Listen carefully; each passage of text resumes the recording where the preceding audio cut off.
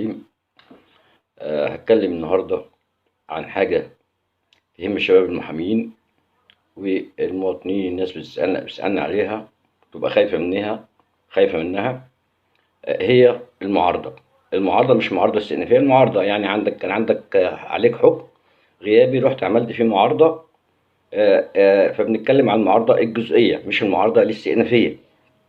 حكم غيابي هتروح تعمل فيه معارضة، عملت المعارضة بتحدد لك جلسة. الناس بتخاف تحضر في بعض قضايا، وفي قضايا لو المحامي بيحضر بتوكيل مفيش خوف.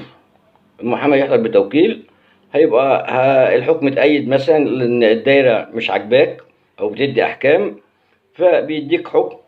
المحامي يحضر بالتوكيل، الحكم اتأيد، بتعمل استئناف، المحامي يعمل لك استئناف وبتسدد الكفالة وبتجيب شهادة ان انت غير مطلوب التنفيذ عليك عشان سددت الكفالة. انما في قضايا معينة الحضور فيها وجوبي. الحضور فيها ايه؟ وجوبي، زي قضايا السرقة، قضايا البلطجة، هذه القضايا، التسول، السلاح الابيض. القاضي، سمعت ان القاضي بيدي او الدايره بتدي احكام، فانا بخاف احضر. طب الحل ايه؟ هقول لو الدايره مش عاجباك ومش عايز تحضر، عندك حالتين. الحاله هتعمل استئناف، عندك حالتين: عليك كفاله، هتدفع الكفاله وتعمل استئناف بشخصك او بمحامي عامل له توكيل، وكده مفيش خوف عليك عشان انت دفعت ايه؟ الكفاله. انما في قضايا ما فيهاش كفاله، يعني مطلوب التنفيذ عليك، هنا انت ما تقدرش تروح المحكمه تعمل حاجه عشان لو رحت هتقبض عليك. فهنا بعمل توكيل لمحامي، والمحامي بيروح يعمل لي استئناف، وانا بخلي بالي من نفسي عشان انا كده يبقى مطلوب التنفيذ عليا في اي كمين او في اي حته. في ماشي في الشارع وخدوا بطاقته وكشفوا عليا هيلاقوا ان عليا حكم مستأنف. يعني هياخدوني، هقعد لغايه جلسه الاستئناف اللي هي المحدده، اللي هي انا عملت الاستئناف بس ما دفعتش كفايه، بس مطلوب التنفيذ عليا. فهنا يعني انا بقول مش هتحضر المعارضه وفي الحكم فيه كفاله، او حضر المحامي والحكم اتأيد فمطلوب استئناف، هتعمل استئناف وتدفع الكفاله، وهنا مفيش خطوره عليك، بتاخد شهاده ومفيش حد اعترضك، انت معاك شهاده تثبت ان انت ليك عندك جلسه تاني. انما في القضايا اللي انا قلت عليها اللي هي زي السرقه والبلطجه والتسول والسلاح الابيض، هذه القضايا في المعارضه لازم تحضر. في المعارضه بعد ما يكون عليك حكم غياب وتعمل معارضه لازم تحضر بشخصك، ما ينفعش محامي، لان الحكم بيتنفذ واجب النفاذ على طول. فانت مش هتحضر المعارضه، هتاخد ان لم تكن، عشان انت خايف من الدايره، مثلا الراجل ده بيدي احكام او الدايره بتدي احكام.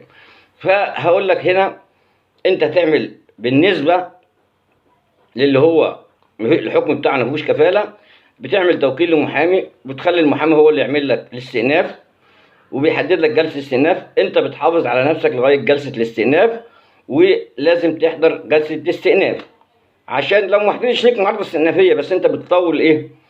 فتره هروبك وخوفك كده.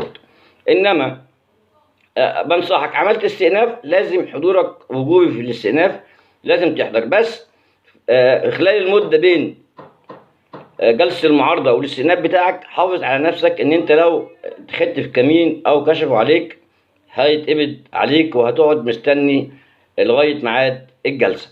فهنا بقول لك الكلام دوت، انا مش بقول لك انت ما تحضرش المعارضه، لا، ده بقول لك لو انت المحامي بتاعك قال لك الدايره دي احكامها مش يعني جامده، او انا خايف ان انا اتحبس او الحل بتاعها ان انت ما تحضرش. فاهمني ازاي؟ لما يكون يعني حضور بشخصك، حضور بتوكيل خلي المحامي يحضر مش مشكله، انما حضور بشخصك في جلسه المعارضه وخايف من ليه في بعض دوائر في المحكمه الجزئيه بتأيد الحكم بتاع الاستئناف، الدايري الاستئناف ساعات بيدي براءه، فانا عايز اروح لجلسه الاستئناف برجل انا، فانا ما بحضرش المعارضه وبخلي واعمل توكيل لمحامي بصوره بطاقتي، بديله التوكيل وصوره البطاقه ويعمل لي استئناف، وانا ببقى من الخارج بس بحافظ على نفسي، ما اعرضش نفسي لاي كمين او اي طريق، او اخش في مشكله بيقولوا لي هات بطاقتك ويكشفوا عليا ويلاقوا حكم، ويلاقوا عليا حكم، واقول لهم لا ده انا في جلسه كذا هقعد محبوس لغايه ميعاد الجلسه. ديت يعني انا كنت عايز اطمن الناس عليها. بقول له لو انت خايف من جلسه المعارضه عشان الحضور بشخصك، اعمل استئناف، بس حافظ على نفسك لغايه ميعاد جلسه الاستئناف، ولازم تحضر جلسه الاستئناف بشخصك. وشكرا.